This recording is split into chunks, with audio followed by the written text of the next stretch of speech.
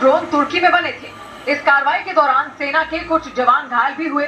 केंद्र सरकार के मुताबिक ये हमले सैन्य ठिकानों के अलावा रिहायशी इलाकों को भी निशाना बनाने के लिए किए गए थे। These provocative and escalatory actions that were taken by Pakistan last night were targeted at Indian cities and civilian infrastructure, in addition to some military targets. भारतीय सेना ने पाकिस्तान के इन हमलों को पूरी तरह नाकाम कर दिया। भारत की जवाबी कार्रवाई से पाकिस्तान की सेना को बहुत बड़ा नुकसान हुआ। मतलब पाकिस्तान के साथ जंग जैसे हालात में air defence system S-400 Bharat का वो रक्षा कवच बन गया जिसे भेद पाना दुश्मन के लिए नामुमकिन साबित हुआ। रूस में बने इस सुरक्षा कवच को भारतीय फौज के लिए 7 साल पहले खरीदा गया था। उसके बाद से ही ये ताकतवर एयर डिफेंस सिस्टम भारत की सीमा की सुरक्षा में मुस्तैद है। अपनी ताकत और दुश्मन के हमले को पहचानने की सटीक क्षमता की वजह से भारत के इस हथियार को भारतीय फौज का सुदर्शन चक्र भी कहा जाता है, क्योंकि S-400 डिफेंस सिस्टम न सिर्फ दुश्मन के हमले को इंटरसेप्ट करता है बल्कि उस पर हमला कर उसे तबाह करने की गजब की क्षमता रखता है। मतलब ये एक रक्षा कवच की तरह काम करता है। इसकी मदद से दुश्मन की तरफ से आने वाले रॉकेटों, मिसाइलों, ड्रोन और लड़ाकू विमानों को पहले इंटरसेप्ट किया जाता है। इसके बाद उसे मिसाइल हमला कर आसमान में ही मार गिराया जाता है।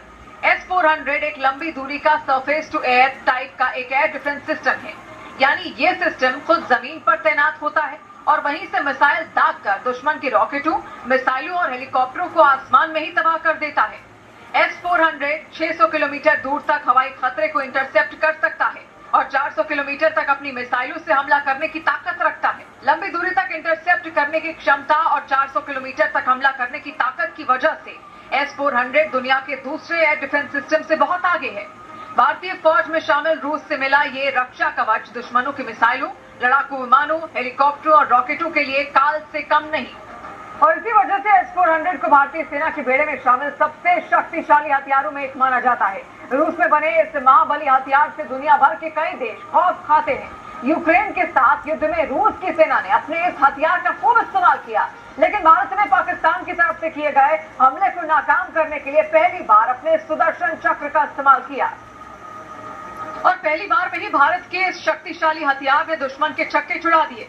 रूस से मंगवाए गए 3 S-400 एयर डिफेंस सिस्टम को चीन और पाकिस्तान से लगने वाली सीमा पर सुरक्षा के लिए तैनात किया गया था। ऑपरेशन सिंदूर के दौरान पाकिस्तान की तरफ से किए गए हमले को S-400 एयर डिफेंस सिस्टम ने न सिर्फ नाकाम किया बल्कि दुश्मन की मिसाइलों को राख में तब्दील कर दिया। S-400 की सबसे बड़ी खासियत यह है कि इसे सड़क के जरिए कहीं भी लाया ले जाया जा सकता है। मतलब जहां जैसी जरूरत हो वहां इसका इस्तेमाल किया जा सकता है। S-400 में लगे ताकतवर रडार 600 किलोमीटर दूरी तक मल्टीपल टारगेट यानी एक से अधिक लक्ष्य को इंटरसेप्ट करने की ताकत रखते हैं। हवा में करीब 30 किलोमीटर की ऊंचाई पर ये एयर डिफेंस सिस्टम 160 टारगेट को इंटरसेप्ट कर सकता है। दुश्मन की हरकत का पता लगाते ही एक टारगेट के लिए S-400 एक बार 2 मिसाइलें लॉन्च करने की क्षमता रखता है। एयर डिफेंस सिस्टम S-400 की एक और खासियत ये है कि इसे 5 से 10 मिनट के अंदर ही किसी भी ऑपरेशन के लिए तैयार किया जा सकता है। मतलब इशारा मिलते ही दुश्मन पर यह हथियार टूट पड़ता है। इधर भारतीय राष्ट्रीय सुरक्षा सलाहकार